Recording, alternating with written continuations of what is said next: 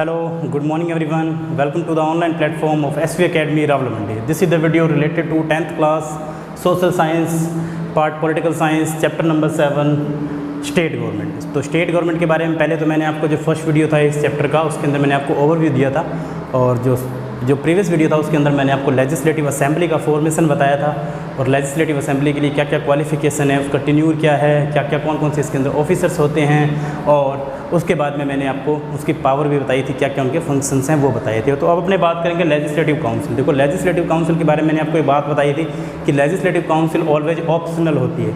Means if the state want that there has been a legislative council then he can implemented over there by the motion pass, यानी कि जो bill है वो पास होता है, उसके बाद में क्या जो वहाँ का चीफ मिनिस्टर होता है अगर वो चाहे तो लेजिस्लेटिव काउंसिल हो सकती है, अदरवाइज लेजिस्लेटिव काउंसिल जो होती है वो इतनी इंपॉर्टेंट नहीं होती है। जैसे मैंने आपको बताया था कि 7 स्टेट में अब तो 6 नहीं है, जो जम्मू कश्मीर है उसका पार्ट नहीं है, अब आंध्र प्रदेश भी उसका पार्ट नहीं होने वाला है, तो 5 ही रह जाएंगे। तो इसका मतलब यहाँ पर जो लेजिस्लेटिव काउंसिल है वो यानी कि हर स्टेट में नहीं होती है। जैसे कि जहाँ पे 2 होती है उसे बाइकैमरल कहते हैं, जहाँ पे सिंगल हाउस होता है उसे यूनिकैमरल कहते हैं। If you talk about in Rajasthan दे रहे यूनिकैमरल सिस्टम इन राजस्थान।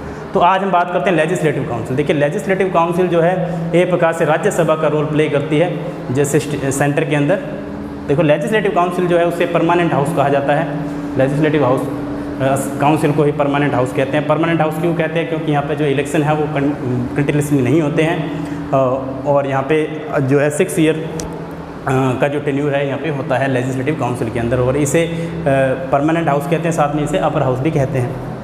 इसके अंदर सबसे पहले अपने बात करें लेजिस्लेटिव काउंसिल के अंदर, तो लेजिस्लेटिव काउंसिल का फॉर्मेशन पढ़ते हैं अपने। देखो क्रिएशन एंड द डिसोल्यूशन। देखिए अगर अपने बात करें लेजिस्लेटिव काउंसिल होती है, जो लेजिस्लेटिव असेंबली है वो चाहे तो स्टेट के अंदर वो कभी भी उसका क्रिएशन भी कर सकती है असेंबली का, और साथ में चाहे तो उसको डिसोल्व भी कर सकती है। लाइक दैट इन लोकसभा मैंने आपको बताया था कि जो प्रेसिडेंट या प्राइम मिनिस्टर होता है उसके पास में पावर होती है लोकसभा को डिसोल्व करने की। 9 टाइम ये हो चुका है, लोकसभा को डिसोल्व किया जा चुका है। Like that the same power also included in the legislative assembly, but the motion pass by the legislative council. Legislative council का थोड़ा सा पार्ट भी होता है, थोड़ा हिस्सा भी होता है, तो इसीलिए अपने कह सकते हैं जो लेजिस्लेटिव काउंसिल के फॉर्मेशन में क्रिएशन और डिसोल्यूशन है वो उसका पार्ट है, वो होता है, जिसमें अपने फॉर्मेशन के अंदर अपने कह सकते हैं कि जो लेजिस्लेटिव काउंसिल है उसको मानना पड़ता है, बाउंड टू होते हैं वो।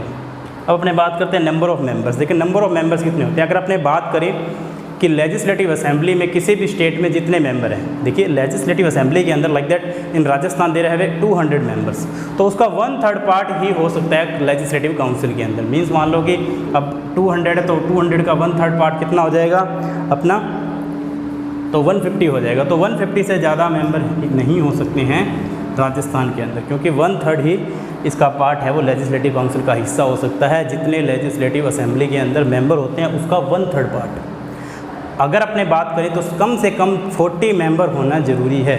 जहाँ पे 40 मेंबर नहीं है, लेस देन 40 मेंबर है, वहाँ पे ऐसा नहीं हो सकता है। बट देखो जैसे कि मैंने आपको बताया था लेजिस्लेटिव असेंबली के अंदर, तो लेजिस्लेटिव असेंबली में जम्मू कश्मीर है जो, वहाँ पे 40 भी नहीं है, तो वो एक एक्सेप्शन है, अपने उसको कह सकते हैं कि एक्सेप्शन है, इसकी वजह से ऐसा है। तो लेजिस्लेटिव काउंसिल में 1/3 मेंबर होते हैं। एक तो नंबर ऑफ़ मेंबर्स की जो बात मैंने आपको की थी, तो नंबर ऑफ़ मेंबर ये हो गए। और अपने बात करें तो नंबर ऑफ़ मेंबर का जो कैटेगरी होती है वो डिफरेंट वे में डिसाइड होती है, मतलब अलग अलग वे होते हैं इसको डिसाइड करने के। देखिए क्या क्या अलग वे होते हैं। अपने बात करें फॉर्मेशन के अंदर कि इनके क्या क्या तरीके हो सकते हैं, तो नंबर ऑफ़ मेंबर्स के अंदर अपने बात करें तो डायरेक्टली जो 5/6 मेंबर होते हैं वो तो होते हैं इलेक्ट होते हैं। देखो इलेक्ट और नॉमिनेट में क्या फ़र्क है। इलेक्ट का मतलब होता है डायरेक्टली इलेक्ट होना, इलेक्शन होना, और नॉमिनेट का मतलब है कोई पर्सन किसी को इनडायरेक्टली सेलेक्ट करे, चुने। जैसे कि प्रेसिडेंट जो होता है उसे नॉमिनेट किया जाता है, मीन्स उसको चुना जाता है, उसे इलेक्ट नहीं किया जाता है, क्योंकि इनडायरेक्ट इलेक्शन उसमें होते हैं। तो देखिए 5/6 जो पार्ट है वो तो होता है इलेक्ट, और 1/6 पार्ट जो होता है वो होता है नॉमिनेट। तो 1/6 पार्ट है वो नॉमिनेट हो जाएगा, और बाकी जो 5/6 पार्ट बच जाएगा वो हो जाएगा इलेक्ट। यहाँ पे जो लेजिस्लेटिव काउंसिल का मेंबर बनता है, तो नंबर ऑफ़ मेंबर की अपने बात करें तो अलग अलग पार्ट होता है, जिसमें ग्रेजुएटेड मेंबर भी शामिल होते हैं जिनकी ग्रेजुएशन की हुई है, टीचर्स भी इसके अंदर शामिल होते हैं, लेजिस्लेटिव असेंबली के मेंबर भी होते हैं। और आपको एक और बात बता दूं कि लेजिस्लेटिव जो काउंसिल का मेंबर होता है वो स्टेट काउंसिल ऑफ मिनिस्टर का मेंबर भी बन सकता है। मतलब जो लेजिस्लेटिव काउंसिल का मेंबर है वो स्टेट काउंसिल ऑफ मिनिस्टर का मेंबर भी उसको बनाया जा सकता है, मतलब वो उसका मेंबर रह सकता है, बन सकता है। तो ये मैंने आपको बताया कि नंबर ऑफ़ मेंबर्स की मैं बात कर रहा था, तो नंबर ऑफ़ मेंबर्स में ग्रेजुएट टीचर्स भी होते हैं और भी यानी कि कैटेगरी के जो लोग हैं जिसके अंदर क्या है उन्होंने आर्ट के अंदर काफ़ी सारे जो वर्क कर रखे हैं, लेजिस्लेटिव असेंबली के अंदर से भी लेजिस्लेटिव काउंसिल के मेंबर है वो बन सकते हैं, बट वो सिंगल हाउस के ही मेंबर रह सकते हैं। तो ये तो हो गया हमारी नंबर ऑफ़ मेंबर की बात, मैंने आपको बता दिया। नंबर ऑफ़ मेंबर में 5/6 पार्ट है जो, तो वो तो होता है इलेक्ट, और बाकी 1/6 पार्ट है वो होता है नॉमिनेट। थर्ड नंबर है हमारा election and the nomination of the members. तो देखो मैंने नॉमिनेशन के बारे में आपको बताई। देखो इलेक्शन प्रोसीजर क्या है, इलेक्शन प्रोसीजर जो राज्यसभा में होता है वही सेम इलेक्शन प्रोसीजर है। Electro college, secret ballot, single transferable, proportional representation method के थ्रू इसमें चुनाव होता है। इनडायरेक्टली इलेक्शन इसके अंदर होते हैं। 5/6 पार्ट है वो इलेक्ट होता है, 1/6 पार्ट है वो नॉमिनेट होता है। Like that graduated person, teachers और मैनी अदर जो भी इसके अंदर इंक्लूड होते हैं वो यानी कि इसके मेंबर हो सकते हैं। तो ये होते हैं हमारे मेंबर। अब क्वालिफिकेशन की बात करते हैं। जैसे कि लोकसभा के अंदर 25 ईयर्स एज होती है, राज्यसभा के अंदर 30 ईयर्स एज होती है और लेजिस्लेटिव असेंबली में 25 होती है। इसी तरह से काउंसिल ऑफ मिनिस्टर के अंदर भी लेजिस्लेटिव काउंसिल के अंदर भी 30 एज होती है। आप इंडिया के सिटीजन होने चाहिए, आप बैंकरप्ट नहीं होने चाहिए, मेंटली डिसेबल नहीं होने चाहिए, आप सिंगल हाउस के ही मेंबर हो सकते हैं और आप किसी भी ऑफिस प्रॉफिट में या गवर्नमेंट के किसी भी ऑफिस प्रॉफिट के अंदर आप नहीं होने चाहिए अगर आपको इसका मेंबर बनना है। तो ये हो गया हमारी क्वालिफिकेशंस इसके लिए ज़रूरी हैं।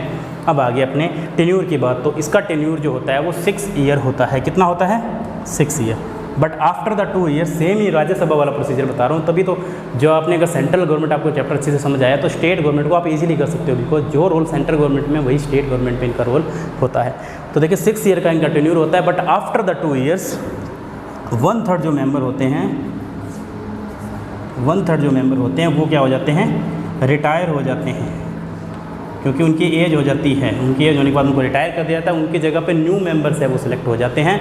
तो इसलिए अपने कहते हैं कि इनका जो टेन्यूर है होता 6 ईयर का है, क्योंकि ये इसमें इलेक्शन रेगुलर नहीं होते, इसलिए परमानेंट हाउस भी कहते हैं, जैसे राज्यसभा को कहते हैं। तो इसके अंदर भी क्या है 2 ईयर्स का इनका जो है टेन्यूर होता है, यानी कि 6 ईयर का, जिसमें आफ्टर द 2 ईयर्स 1/3 पर्सन होते हैं वो क्या हो जाते हैं? रिटायर हो जाते हैं। तो ये हो गया हमारा फॉर्मेशन के अंदर मैंने आपको बताया कि क्रिएशन और डिसोल्यूशन होता है। नंबर ऑफ मेंबर भी मैंने आपको बताया कि कितने नंबर ऑफ मेंबर होते हैं, कैसे इलेक्शन और नॉमिनेशन का होता है, किस तरह से इनको चुना जाता है, क्या क्या इनकी क्वालिफिकेशन है, फिर हमने आपको टेन्यूर बताया, फिर ऑफिसर बताया। अब अपने बात करते हैं पावर्स क्या है। बाकी अपने बात करें तो स्टेट के अंदर लेजिस्लेटिव काउंसिल के पास में उतनी पावर नहीं होती जो राज्यसभा के पास में होती है, इतनी इनके पास में पावर नहीं होते हैं।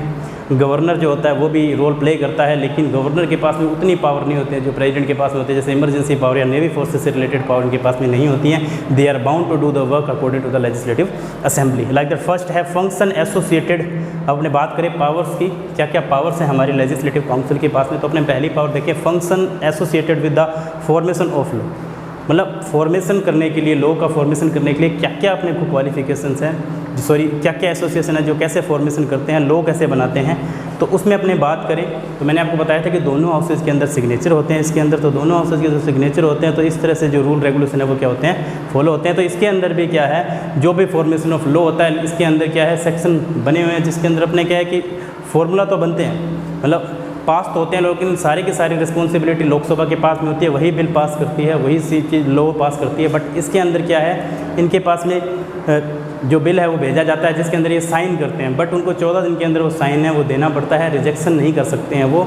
इसीलिए वो काम तो करते हैं इसके अंदर, इनकी साइन तो करते हैं। जैसे कि आपको मैंने बताया था इम्पीचमेंट से रिलेटेड पावर, जैसे इम्पीचमेंट से रिलेटेड पावर किसी को हटाना हो तो 2/3 मेजोरिटी का होना बहुत ज़्यादा जरूरी होता है। वैसे इसके अंदर भी होता है, लेकिन इसके अंदर ये बाउंड टू होते हैं, 14 दिन के अंदर इनको सिग्नेचर करके वापस देने होते हैं। तो पावर लेजिस्लेटिव असेंबली की होती है, लेकिन काउंसिल भी इसके अंदर पार्ट लेती है, क्योंकि मैंने आपको बताया कि काउंसिल ऑफ मिनिस्टर के भी ये मेंबर होते हैं। और काउंसिल ऑफ मिनिस्टर के बाद में इसमें जो टेन्यूर पीरियड है, जैसे 30 डेज का इनका टाइम पीरियड होता है, 30 डेज के अंदर ये पास होता है, उसके बाद में बिल आता है इनके पास में। तो इस तरह से ये क्या है, लॉ पास करते हैं। काउंसिल जो स्टेट लेजिस्लेटिव असेंबली है, लेजिस्लेटिव काउंसिल जो है इसके अंदर रोल प्ले करती है। फिर right associated with the adjective से रिलेटेड भी इनके पास में पावर होती हैं।